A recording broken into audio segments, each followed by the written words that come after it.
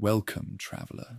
You've arrived at the edge of the world, not the end of it, but the place where it begins to change. Behind you are roads and walls, cities and speech, but ahead, only trees. Tonight, we're not walking through history. We're not following kings or heroes. We are stepping into something older, quieter, wilder. This is a story of the forest, of shadows that stretch long in moonlight, of footsteps soft against pine needles, of silence that listens back. And within that silence, a goddess moves. Artemis, lady of the hunt, keeper of wild places. She is the moon that watches without blinking, the protector of what remains untouched. She is not a god of palaces or prayers. She belongs to the wind between branches, to the eyes of deer in the dark. Tonight, we will follow her, gently, carefully, through the myths that gather around her like mist. We'll walk beside Actaeon, the hunter who saw too much. We'll listen to the story of Callisto, who rose among the stars. We'll meet the quiet companions who ran with the goddess, and we'll hear the tale of Orion, who may have walked beside her and may have gone too far. These are not loud myths. They are not shouted. They are whispered, passed down like paths through the woods, only visible when the moon is full and the wind is still. So take a breath, leave your burdens at the edge of the trees, and step into the forest. The goddess is near.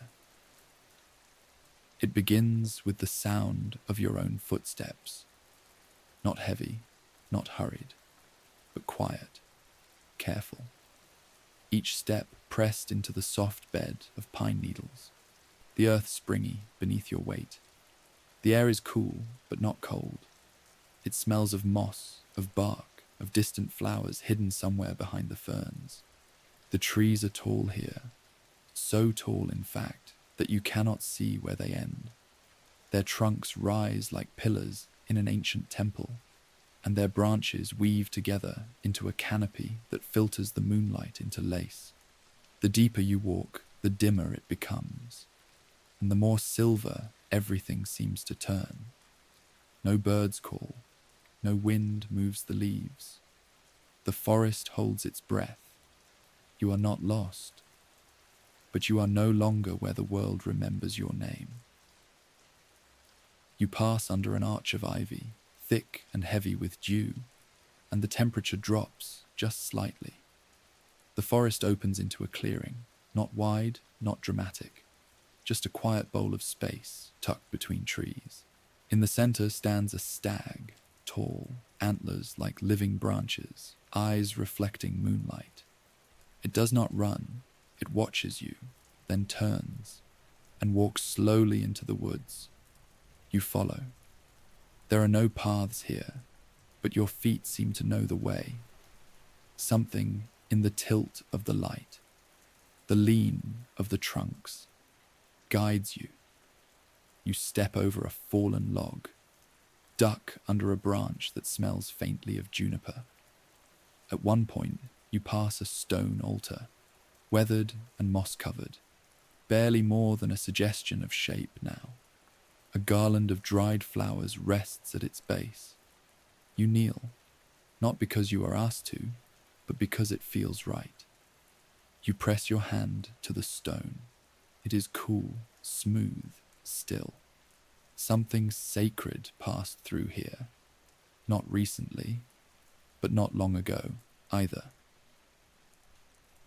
Further on, you find a spring, small and still, cupped in a ring of smooth stones. Moonlight strikes the surface, illuminating the bottom, where silver coins glint like sleeping fish. You crouch and dip your fingers into the water. It is cold, not chilling, but clarifying, like clarity given shape. You take a sip. The taste is soft, floral, ancient. You do not ask for anything, but somehow, something is given. You rise again, walk on.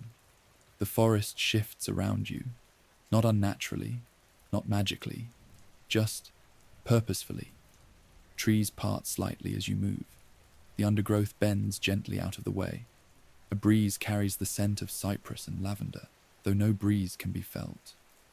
And then you hear it, a footfall, so light, so measured, you almost mistake it for your own.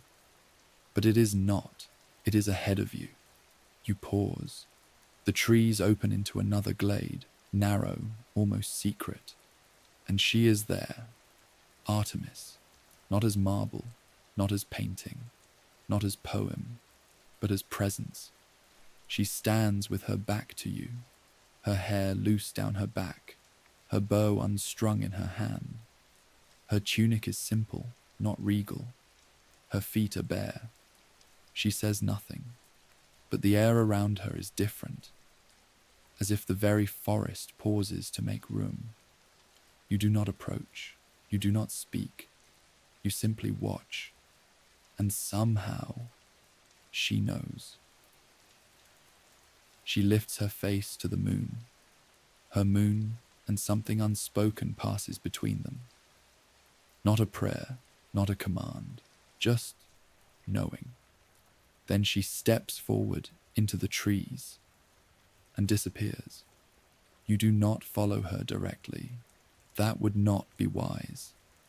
But you continue on, knowing now that you are in her domain, that you walk a path she once walked, or perhaps still does. Somewhere an owl calls, low and deliberate. Somewhere a fox passes silently between ferns. The forest lives, not loudly, but fully. You sit for a moment on a fallen log. The bark is soft with lichen. You breathe, the kind of breath that stretches back through your whole life. And you feel something settle in you, a kind of stillness you had forgotten you needed. You are not alone here, but you are not watched. You are witnessed, and there is a difference. You close your eyes. When you open them again, the forest is deeper than it was before, and the stories are beginning. It began, as many things do, with a walk in the woods. You had wandered far that day, farther than usual. The morning had been cool and clear, and your hounds had run eagerly through the tall grasses, tongues lolling, paws stirring up gold-dusted pollen. You were not hunting, not really, just following the wind. The sun was high now. The forest had grown thick. Each turn in the path led deeper into shadow. Birds no longer called overhead. The hounds had quieted. One by one, they had melted into the trees, as if called away by something you couldn't hear. You called after them, no answer. Only the hush of the forest and the sound of running water. You followed it. The path narrowed, overgrown and wild. Vines brushed your arms. Leaves curled around your ankles. You ducked beneath a low branch and stepped through a curtain of hanging moss. And there, in a clearing so still it might have been a dream, you found a spring. The water was clear, clearer than glass. It pooled in a wide basin of smooth stone, shaded by tall cypresses. A thin mist curled just above its surface, catching the light like scattered pearls. And then you saw her, Artemis. She stood at the far side of the spring, her back to you, her bow unstrung and resting against a tree. She wore nothing, not robes, not armor, only her own skin and the light that filtered through the leaves. Around her, her attendants moved like shadows, nymphs with hair like river water. Their laughter was soft, like wind chimes in a breeze. They bathed in silence, cupping water in their hands, their bodies bare, their movements unguarded. You froze, not out of modesty, out of awe. You had not meant to find them. You had not hunted them. but you had found them all the same.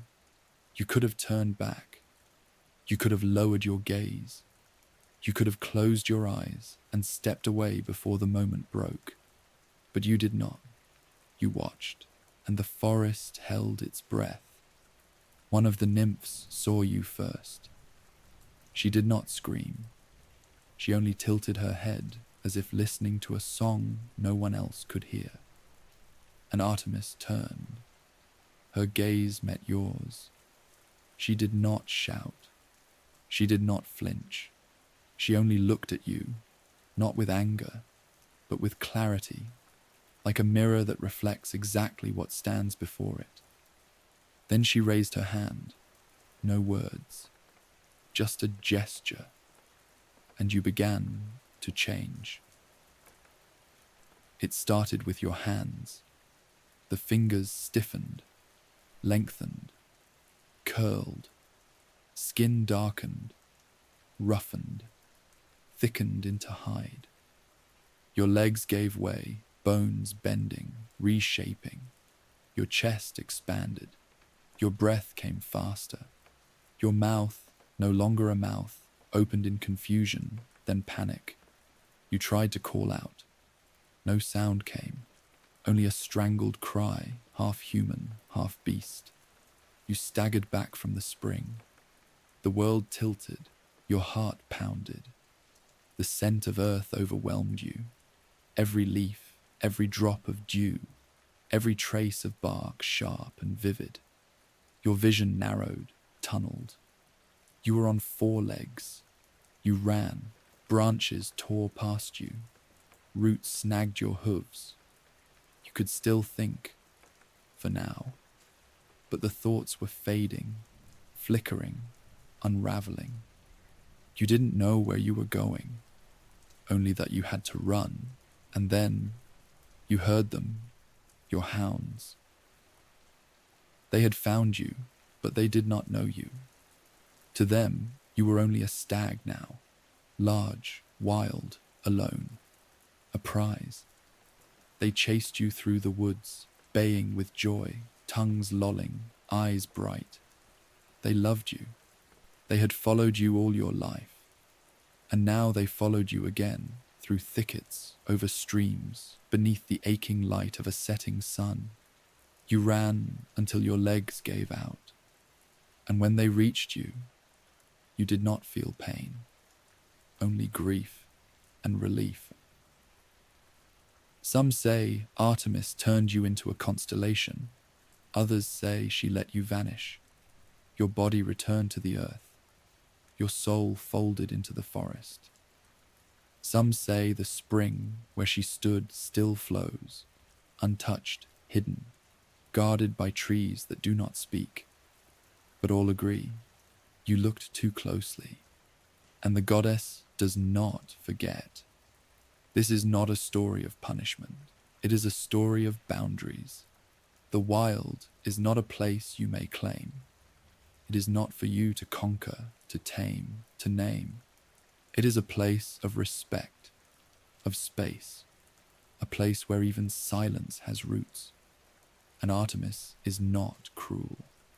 She is constant. She is the sound of leaves beneath your feet. She is the branch that snaps in warning. She is the quiet that deepens when you step too far. She will not chase you, but if you cross her threshold without asking, she will answer. And now the spring is still again. The water reflects only the sky. The nymphs are gone, and the path you took to get here has already vanished. They say Artemis did not tolerate betrayal, but the stories don't always agree on what that means. Callisto's story begins not with a mistake, or a curse, or a warning, but with devotion. She was one of Artemis's companions, a follower of the goddess who had taken the same sacred vow as the others, to keep her body free of men, her path clear of hearth and husband, to live as the hunt demanded, clean, wild, and free. Callisto was a quiet presence in the goddess's circle. She wasn't the strongest or the fastest, but she moved through the forest like she belonged to it. She could track a deer by the sound of a single snapped twig, or catch a rabbit's path by the way the ferns still trembled after it passed. She was loyal, she was trusted, and then she was changed. No one can say with certainty when it happened or how. Some say that Zeus came to her disguised, not in the form of a man, but in the shape of Artemis herself, that he used the image of the goddess to get close. Others say he came in silence, and Callisto, caught alone in a glade, was unable to resist. What matters is this: she became pregnant, and she kept it a secret as long as she could. At first, it was easy to hide. The hunt left little time for close conversation. Days were long, nights cold.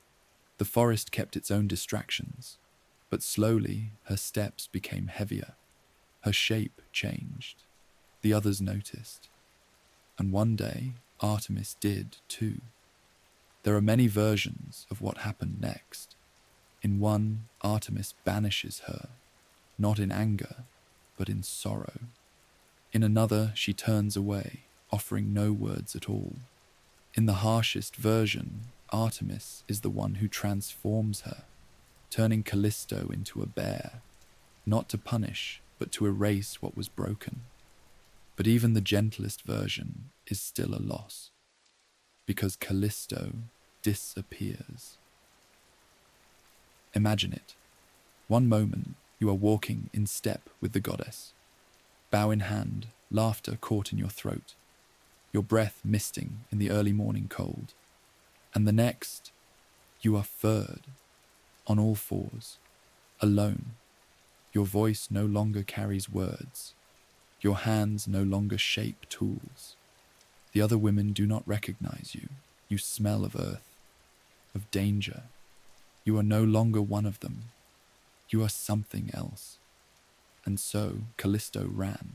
She fled into the deeper woods, the places even Artemis rarely passed, the places where time forgets itself, and snow falls year-round on mountain tops too far for shepherds to climb.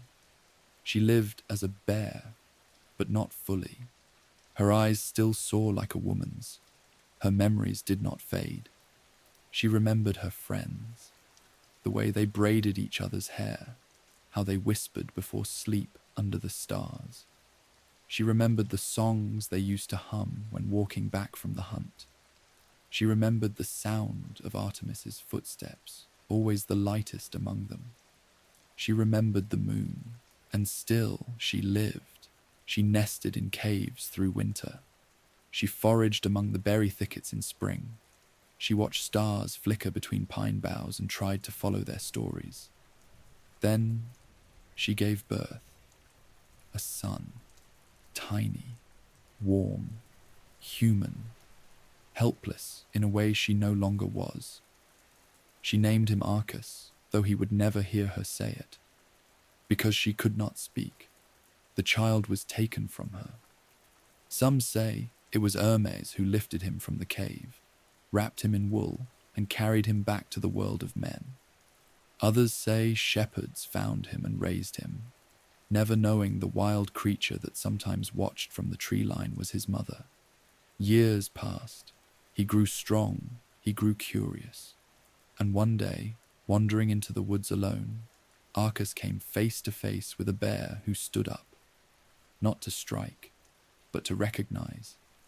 He reached for his bow. It was then that the gods stepped in. Zeus, perhaps out of pity, or guilt, or the rare flicker of mercy. Before Arcas could release the arrow, he and his mother were lifted, not taken by death, but drawn up into the stars, together. If you look up on a clear night, you can still see them. Ursa Major, the great bear, and near her, Arcas, the little bear, forever circling the northern sky, never setting, never dipping below the horizon. The Greeks believed this was a special punishment. You see, the ocean was sacred. For a star to set, to sink into the sea, was a kind of rest. Callisto was denied that. She would never touch the waves again. She would circle forever. But maybe it wasn't punishment. Maybe it was the only place left where she could be free. A sky with no roads, a home with no walls, a place where no one could take her shape from her ever again, where she could still be what Artemis once loved, wild, silent, untouchable. And maybe the goddess, looking up from her forest, still sees her there. Maybe she still remembers. Maybe, in some quiet glade beneath a moonlit sky, Artemis raises her eyes and whispers her name. Not in regret, but in remembrance. Because not all devotion ends in triumph. Some ends are quieter than that. Some are written in stars.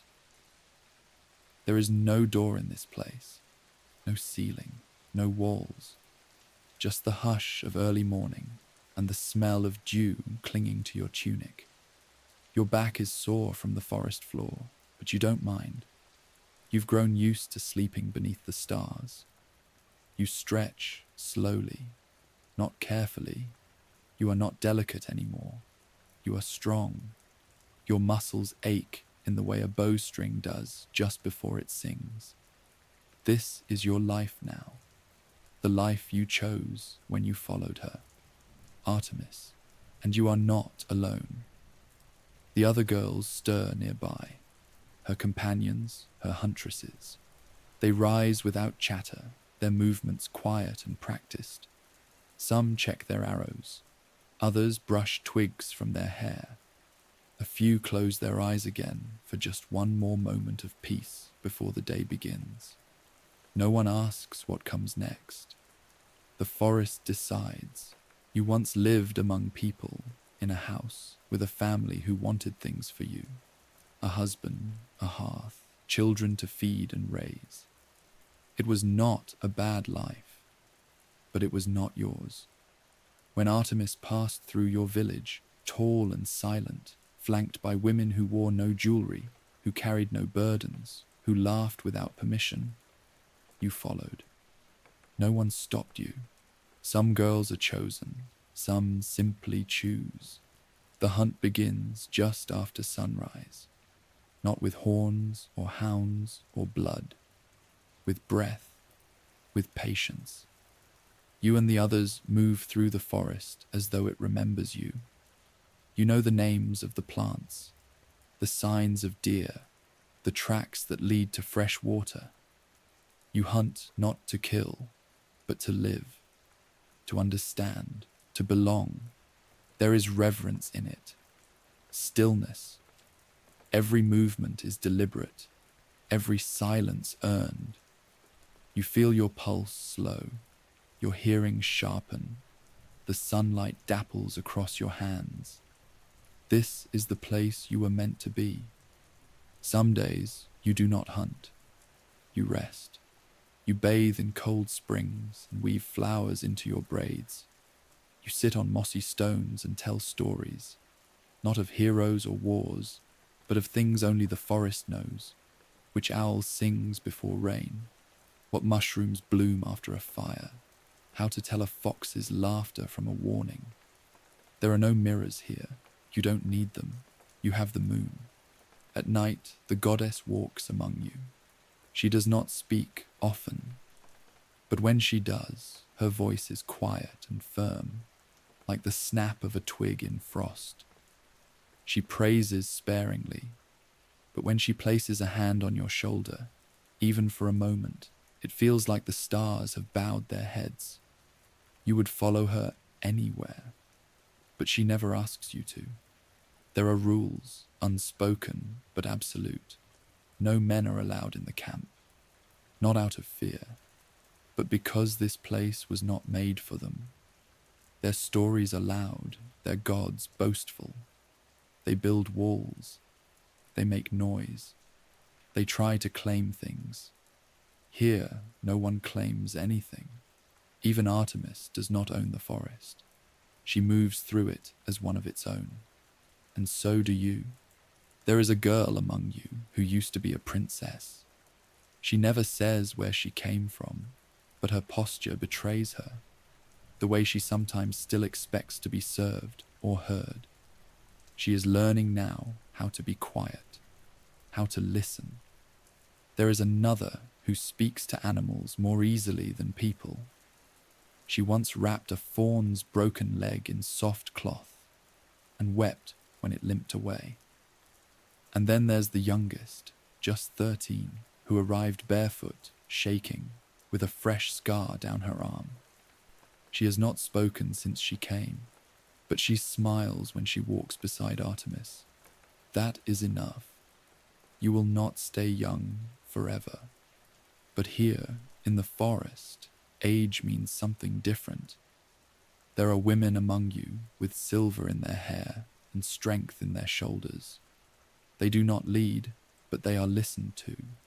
When they speak, the forest itself seems to pause.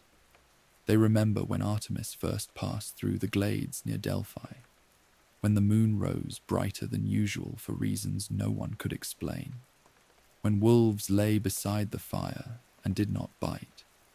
They remember, and you remember through them. Sometimes, in the quietest hours, you wonder about the life you left behind, not with regret, with curiosity. What became of your family? Do they still think of you? Did your name become a story told at supper? Or did it fade like fog over the morning fields? You don't know, but you don't mourn it. You have become something else now. Not a myth, not a hero, a watcher, a runner, a creature of the woods. You are still yourself, only freer. On the coldest nights, Artemis leads you to a hidden glade. There, beneath a canopy of leaves and stars, she lifts her hands and offers no words, only a moment.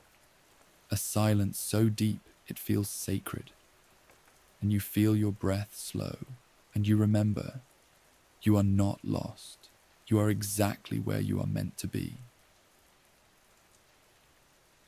Orion's story is different from the others. It isn't a story of trespass or transformation or vows broken. Not exactly. It's a story of closeness, of someone who walked beside Artemis rather than behind her, who stood next to a goddess, not to worship, not to conquer, but simply to be near her. And that, in the end, may have been too much. Orion was a hunter. That's how most stories begin. He was taller than other men, broad-shouldered, strong, skilled with a bow. Some said he was the son of Poseidon. Others claimed he was born from the earth itself, shaped from clay and breathed into life by the gods. What matters is that he was unlike anyone else. He didn't boast the way other men did. He didn't build cities or chase power. He lived for the chase, for the forests, for the silence that followed the kill. And it was that silence that brought him to Artemis. No one knows exactly how they met. Some say she saw him walking alone across the sand, bow in hand, eyes turned toward the sky. Others say they crossed paths during a hunt, 2 arrows loosed at once, striking the same stag.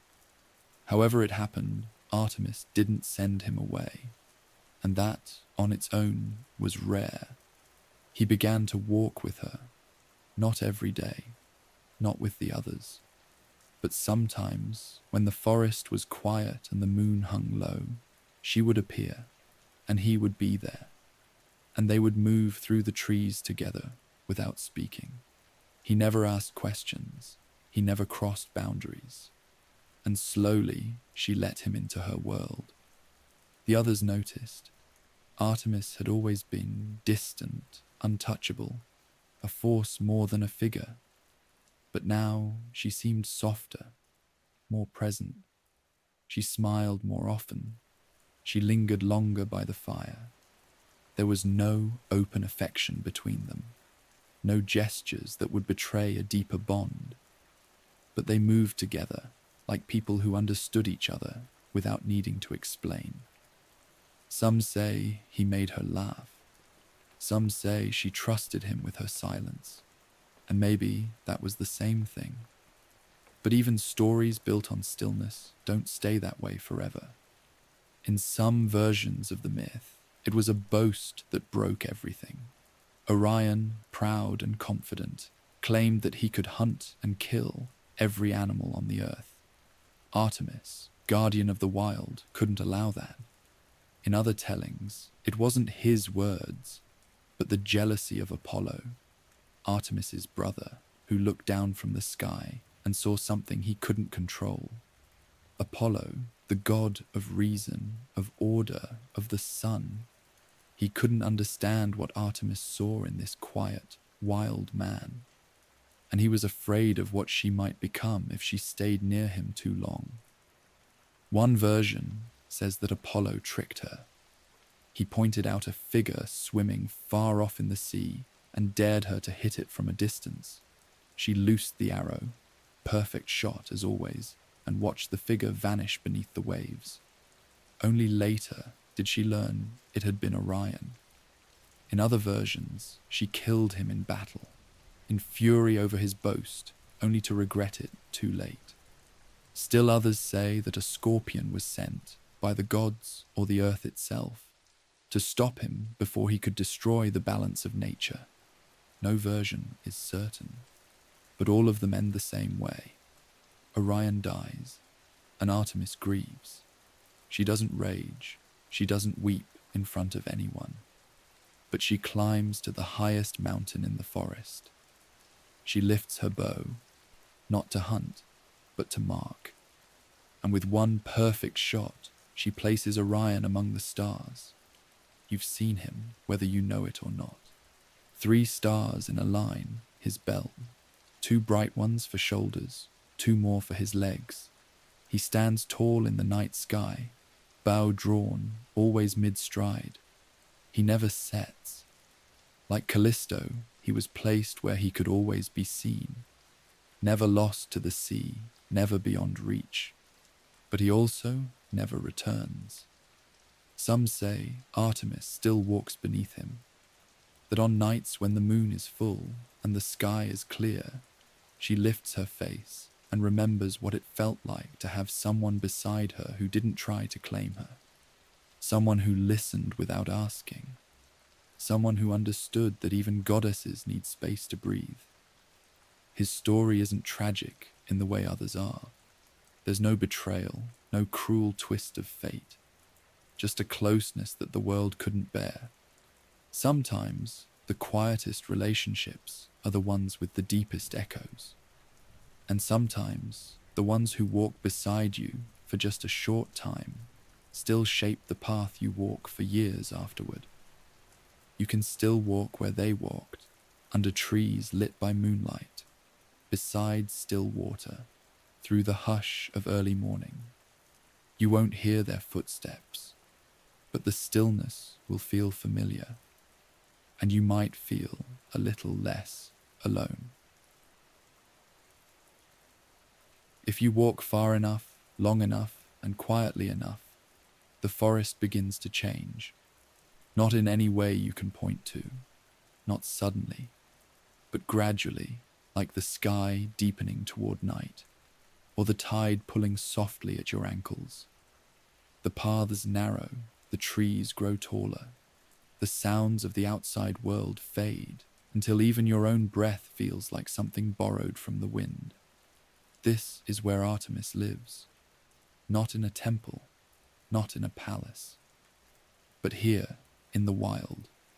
There are no walls in her domain, no gates, no clear line between what is sacred and what is simply alive.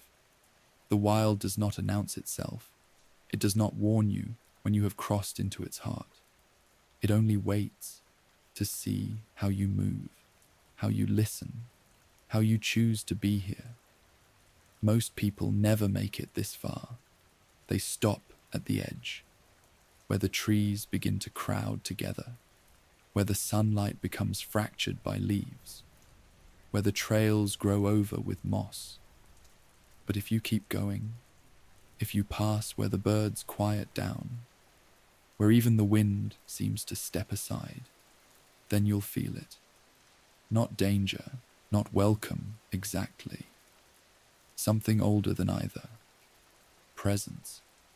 You won't see Artemis standing among the trees, but you might feel what she feels. You might notice the broken branch that doesn't belong. You might hear the distant call of a bird that warns of something too loud. You might find yourself stepping more softly without knowing why. This is the forest's language. It doesn't speak in words, but it remembers everything. There are places in the wild where even Artemis doesn't tread often.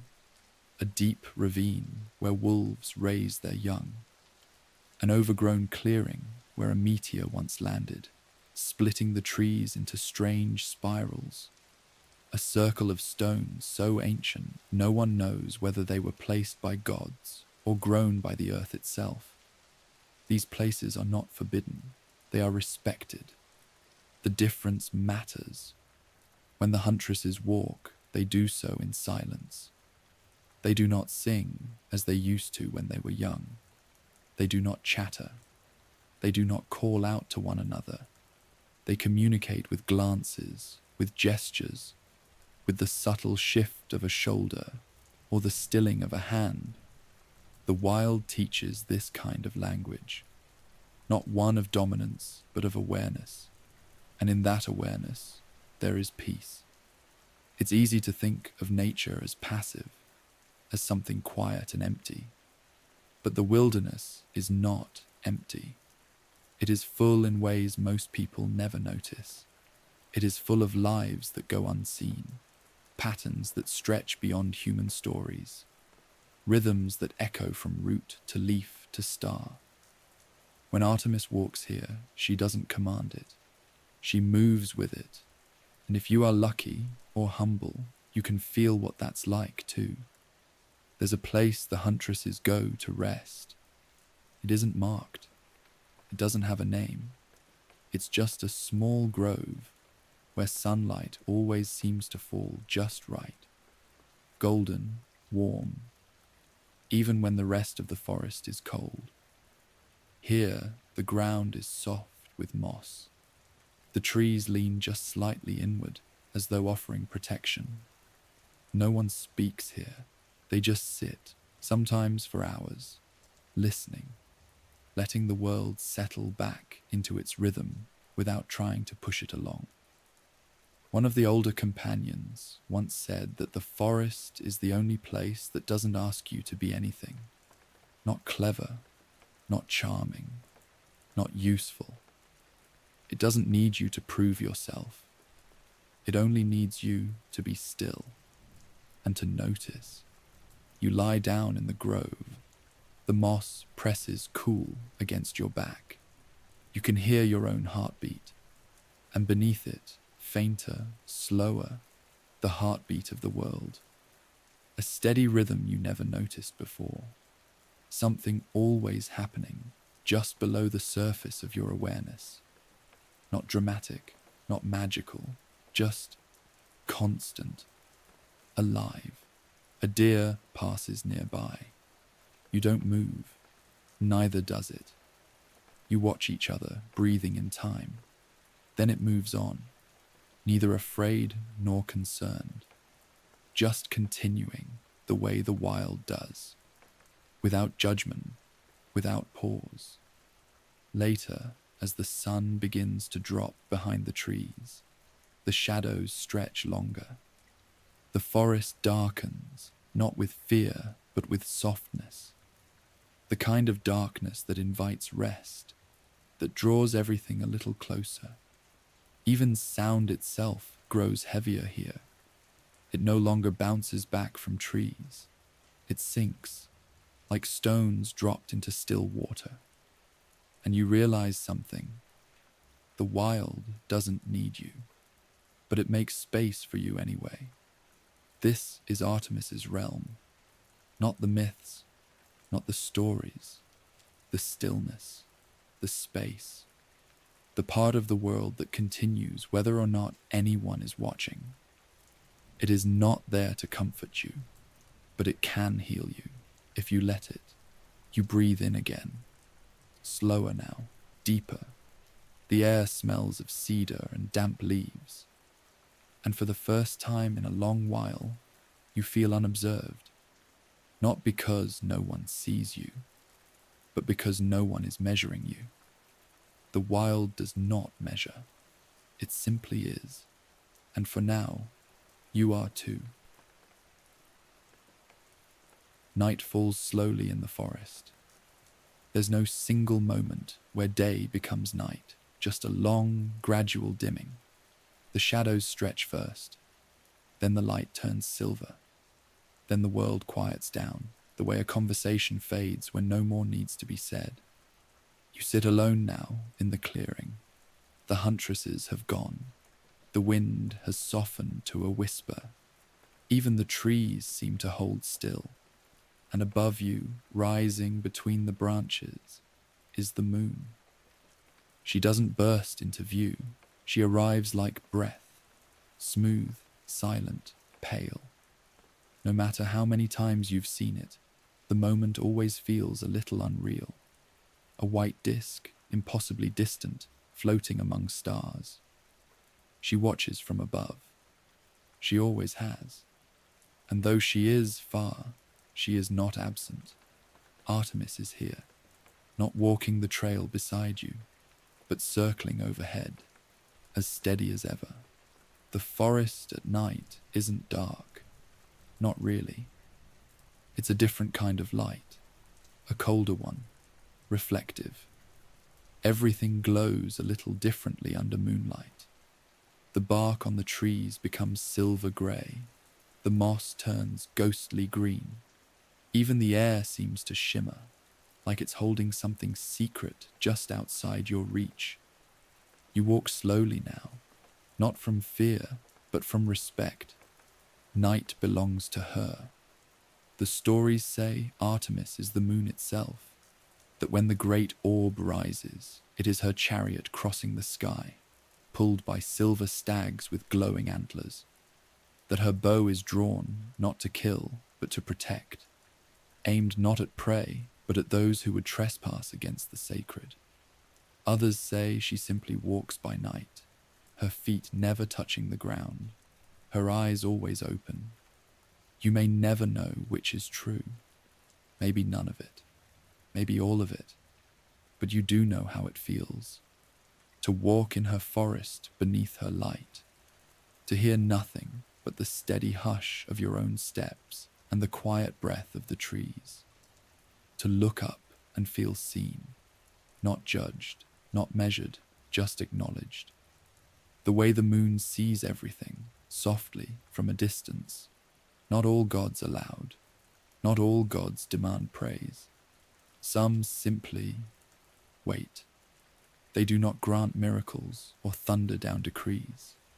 They are patient. They are still. They are watching the way a mother watches a sleeping child, not to interfere, but to guard. The huntresses believe that Artemis answers in silence, that if you speak to her, aloud or in your heart, she will not reply, but she will send wind through the trees, or let an owl call from the dark, or leave a footprint beside yours on the forest trail that wasn't there before. Small signs, nothing more. And that is enough. Some say that when girls are born under the full moon, Artemis marks them, not with scars or visions, but with a sense of stillness that never quite leaves them.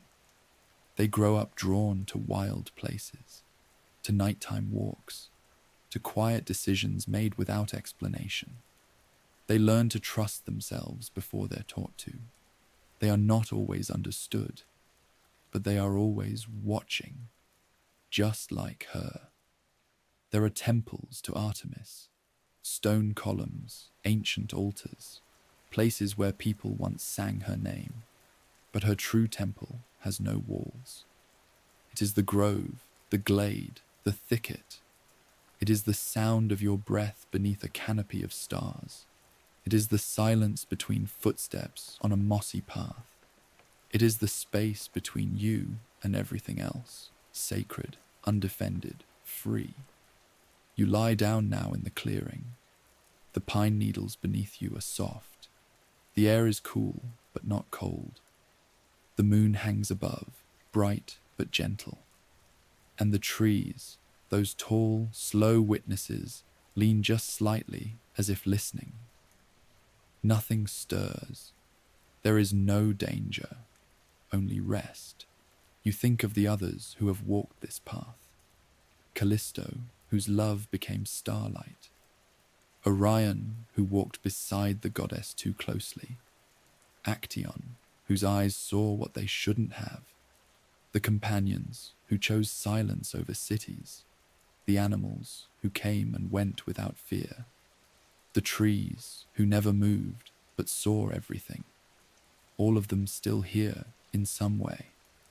Held in the breath of the forest, carried by the wind, reflected in the moon. You do not need to remember every story. You do not need to understand every symbol. You have walked this far. That is enough. You are part of the myth now, and myths are not about memory. They are about meaning, and stillness, and presence. So close your eyes. Let your thoughts drift like leaves on water. Let the quiet take shape around you. Let the forest fold you into its hush. You are not alone. You never were. The moon is above you. The goddess is near. And the wild, vast, untamed, eternal keeps watch. And now, dear traveler, the forest is still. You've walked long paths tonight, through shadowed glades and silver-lit clearings, beside myths that moved softly and gods who never needed to raise their voices. You've watched from the edge of sacred places. You've followed the moon through branches and stories. You've stood for a moment in the world of Artemis. And now, it's time to rest. Let the stories fade like fog at morning.